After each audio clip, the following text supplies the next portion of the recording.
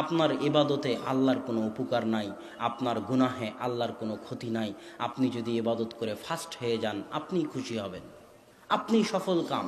হাদা হুয়াল ফাউজুল আজিম, এটাই মহা সফলতা, এটাই মহা সফলতা।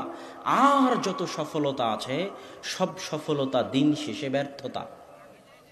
ক্লাসের ফার্স্ট হয়ে যাওয়া দিন শেষে ব্যর্থতা, বিশাল চাকরি দিন শেষে ব্যর্থতা, এগুলোর কোনো বাস্তবতা নেই।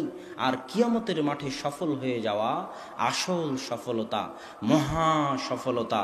তাই মানুষের উচিত কিয়ামতের মাঠে সফল হওয়ার চেষ্টা করা, কিয়ামতের মাঠে ফার্স্ট হওয়ার চেষ্টা করা, কিয়ামতের মাঠে জান্নাত পাওয়ার চেষ্টা করা।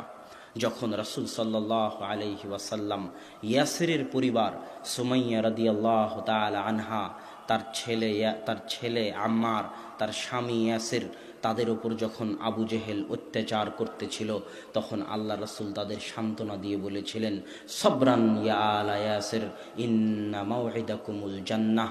হে ইয়াসিরের পরিবার, আজ তোমরা আমি মুহাম্মদ আমার কথা শুনতে গিয়ে যে অত্যাচার ভোগ করতেছ, যে নির্যাতন ভোগ করতেছ, যে কষ্ট ভোগ করতেছ, আমি মুহাম্মদ এই নির্যাতনের বিনিময়ে, এই কষ্টের বিনিময়ে, এই দুঃখের বিনিময়ে তোমাদেরকে ওয়াদা দিতে পারবো না যে আমি তোমাদেরকে একদিন এমপি বানিয়ে